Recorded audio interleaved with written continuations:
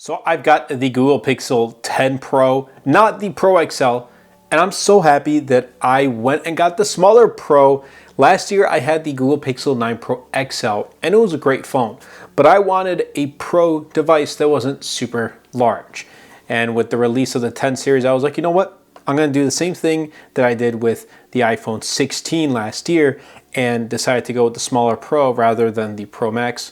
And I am absolutely loving this device a week later. I have some more thoughts about it, and I can finally talk about a couple more things like the battery life. And spoiler alert, it's been pretty good despite it being a smaller device. So let's get right into the design of this phone. It's pretty much the same as last year. Very, very subtle differences that you're not even going to notice unless you really pay super close attention. First of all, there's no SIM tray slot at all. At least here in the US, this model is eSIM. You're going to get some slightly different colors, and essentially that's like really it. There's going to be small nitpicks with like the camera bar being pushed down a little bit further, towards the bottom of the phone, like ever so slightly. Last year's cases, for example, like won't fit. This one though does. This is from Thinborn. It is super clean and minimal. It also does have MagSafe, or what Pixel calls Pixel Snap, and super clean, aesthetically pleasing, doesn't add any bulk to your device. Again, links will be in the description down below. It's my favorite case for the Pixel 10 Pro. But overall, like if you have a Pixel 9 Pro, you're gonna understand how clean and premium this design of the 10 Pro is. And I'm just really happy that I went with the smaller Pro. It just feels so much more easier to carry and to use one-handed. Like it's definitely much, much easier in that regards. Now, I was gonna pick up the Moonstone color, and it was not available on same day pickup. So I was like, you know what? I'm just gonna try with Obsidian. And if I like it, great. If not, then I'll figure out a way to get Moonstone somehow. But I'm glad I went with this. It's super sleek, but Google, you got to do something about these glossy sides. I really, really do not like them. Granted, if you are using a case, then, it's whatever. But like when I'm at home, I usually take my case off because I like to rock the phone the way it was intended to, like just clean and raw like this. So hopefully maybe next year with the Pixel 11, they go with a matte finish all around. However, this matte finish on the back is super clean too, but the Obsidian color is just very, very premium looking. Now this display has also been a breeze and a joy to use. It's an LTPO 120 Hertz, gets like a max peak brightness of over 3000 nits, very vivid and bright. Even like when you're outdoors, it's great too. So you won't have any issues with the display. So for viewing content, it is phenomenal. Now speakers actually are surprisingly clear. Even though this is a smaller Pro, it still gets pretty loud. Now, I'm not like an expert on audio or anything like that, but for me, I look for just being a little bit louder and clearer, and I get that with the Pixel 10 Pro. You kind of have to hear it in person to really understand. I don't think video really does it justice. Now, also with this design, you won't see it, but you do get Pixel Snap here, which is the MagSafe of Google devices now, and it's already been useful with my existing accessories like my MagSafe wallet, like my MagSafe chargers around my house. So that's a huge plus, and I'm happy Google has finally implemented it, and it looks like Samsung, with the current rumors of the S26 series, is going to implement it as well. So everyone is starting to follow after Apple after so many years. Now the only downside I think is still the eSIM only setup. Like I review tech, so like I'm always switching my SIM card from one device to another, and sometimes I'm reviewing a bunch of devices at once. So it's gonna be a little bit difficult, but we're gonna figure it out. We're gonna figure it out some way or another. But overall, I'm really happy with this design. Now the software and the performance has been good, and let's just put this phone down for a sec. Let's kind of throw that Tensor G5 not being the most powerful chipset market thing out the door. Like, I just don't want to talk about it because we know that. Like, we know Google is not putting out the most powerful chip in their devices. We know that. However, the important thing is, how does this perform on a day-to-day basis? That's what, at least what I'm looking for. And I can tell you, it is polished, it is fluid, it is buttery smooth, super fast, no problems whatsoever. Now you also get Android 16 with Material 3 Expressive. I really do like it. I truly believe it's one of the cleanest Android experiences. And if you guys know me, I always talk about how Pixel, like the Pixel user interface, makes me feel productive. Sounds kind of cringe, I know. But like I like to get work done. And my work especially involves like social media. So going, on social media platforms and sharing posts and things like that, and just making sure my business on the back end is kind of, up to date, with my YouTube comments, which is, it's a hassle to catch up with. It does take up some time. And then, with my emails and all that stuff, I just like using Pixel UI. I don't know why, it just makes me feel productive. If you know, but the performance overall has been great. Fast app launches, smooth multitasking. I've experienced no stutters, even playing games like Clash of Clans and Call of Duty Mobile, which are my two to-go mobile games. It's been great.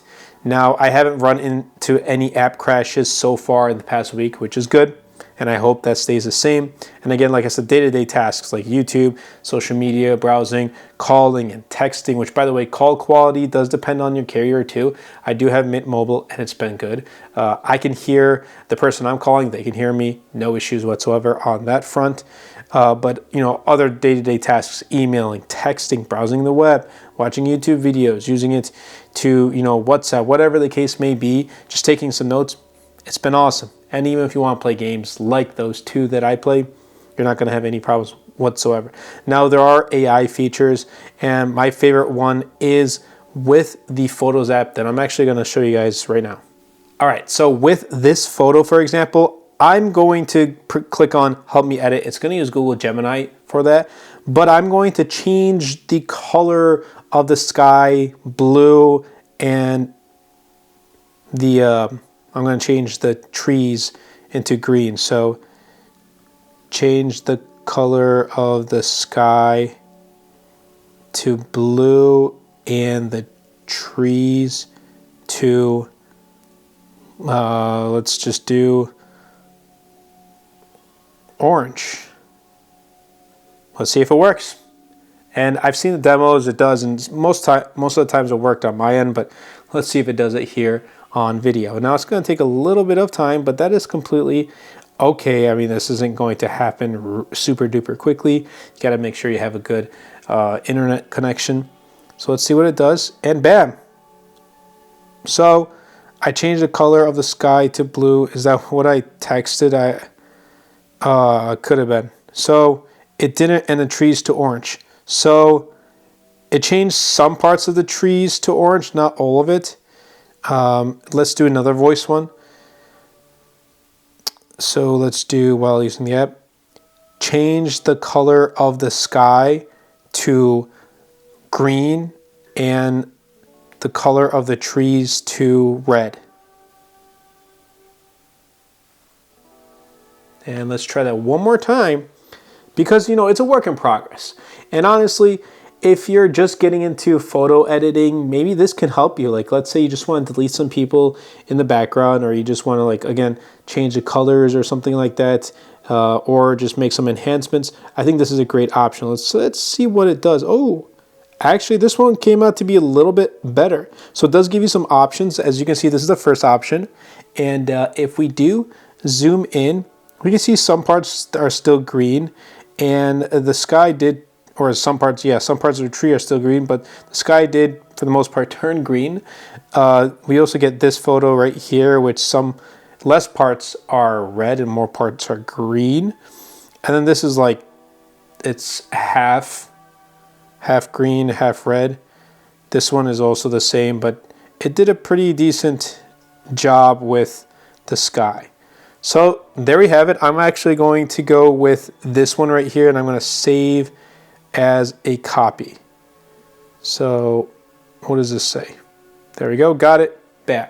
So I just saved that as a copy, and I think this overall is going to improve within time, and with just like with the Magic Eraser tool, which I absolutely love on Pixel devices, just having extra editing features is going to be really great.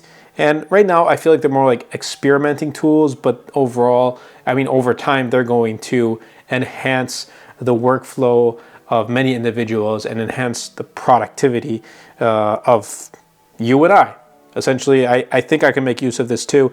And that's kind of what I've been taking out with AI as of late. I've been really kind of, I want to say investing more, but putting my thought more into AI in a sense of trying to enhance my productivity, enhance my workflow, make the best use of my time. I actually try to minimize the amount of time I spend on something so I can take that time, maximize my time and put it in something else and be more productive in another area. So that's kind of how my take is right now on AI. And if these features can help me do that, sweet. Now, the only time it got noticeably warm was during the initial setup. Otherwise, the temperatures were well controlled.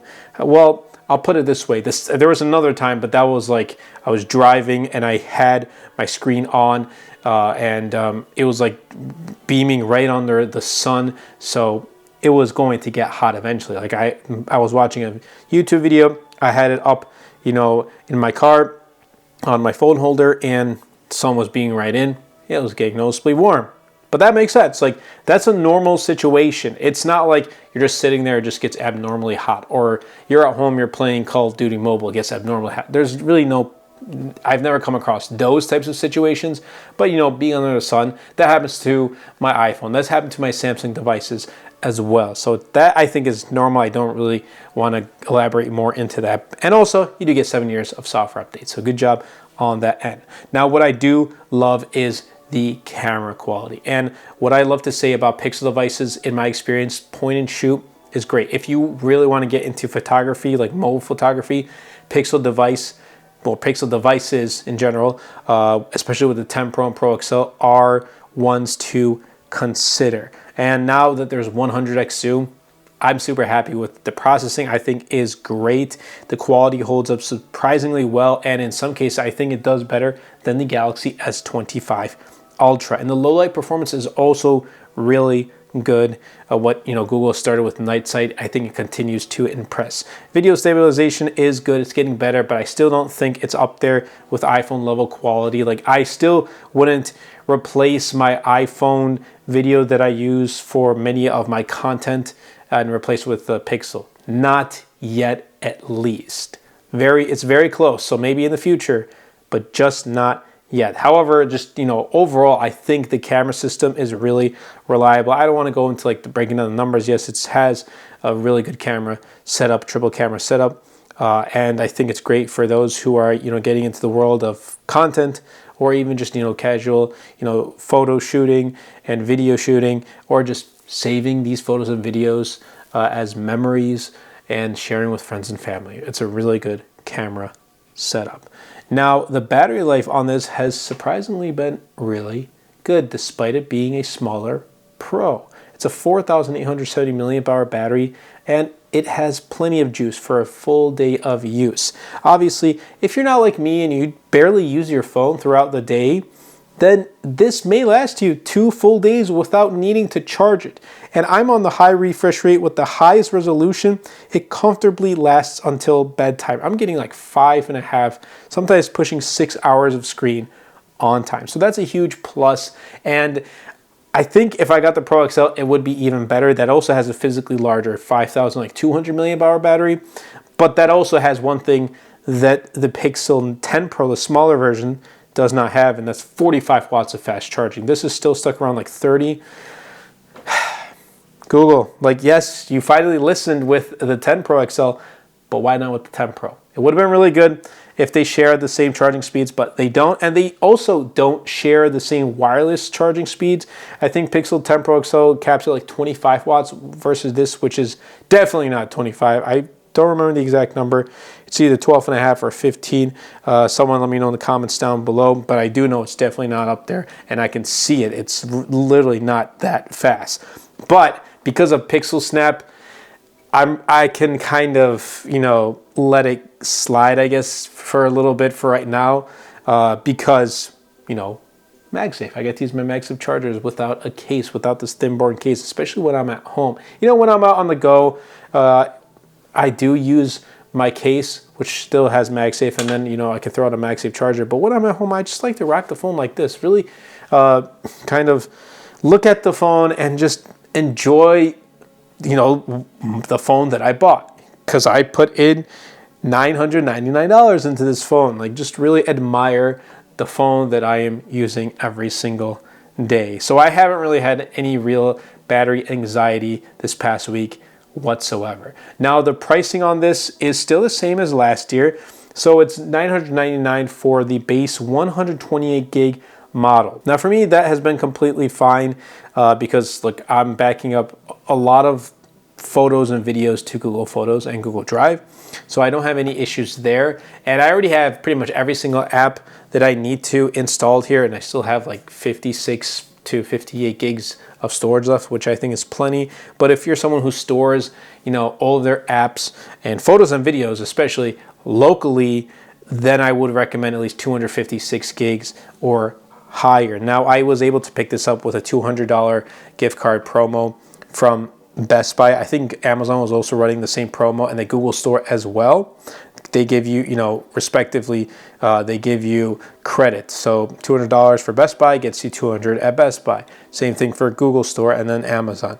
And then there was the trade-ins. So I did trade in my Pixel 9 Pro XL, and I believe I got a total of $600, which I think $300 was the trade-in price, and then $300 was the promotional discount. So they kind of showcase it as $600, but you're really only getting $300 for your Pixel 9 Pro XL. So that isn't the best at all. I probably could have sold that on the secondhand market used for like $700-800, maybe even a little bit more, and I would have got all $700. So I'm just going to throw that out there. But overall, it's still an expensive phone, but I think it is a good phone. Now, I just want to wrap things up.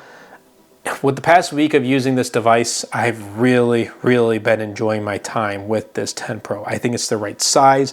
It performs really good, and it has one of my favorite camera setups in any phone right now. Battery life is really good too. The software is smooth. Design feels premium despite having these glossy sides. I can kind of...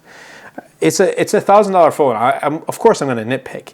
I can get away with it, but I just wanted to throw it out there. Again, I can nitpick at this point. But for me, it's been a really positive experience overall, and I'm excited to keep testing more of the AI features and the camera over the next few months. So definitely be sure to stay tuned to the channel and subscribe if you haven't already. But that's going to be it for this video. I hope you guys did enjoy. If you did, definitely be sure to superman the like button, comment down below, and best of all, share this video because it really does help out the channel out a lot. It will help push my content out to more people. Definitely be sure to check out my latest wallpaper pack. It's called Vintage Flourish. The links will be in the description down below. It goes a long way in helping out the channel, as well as this case right here from Thinborn. I pretty much use Thinborn on all of my devices, and iPhone season is right upon us, so you'll be seeing some Thinborn cases as well. But that's been it for me, and I'll catch you guys in the next episode.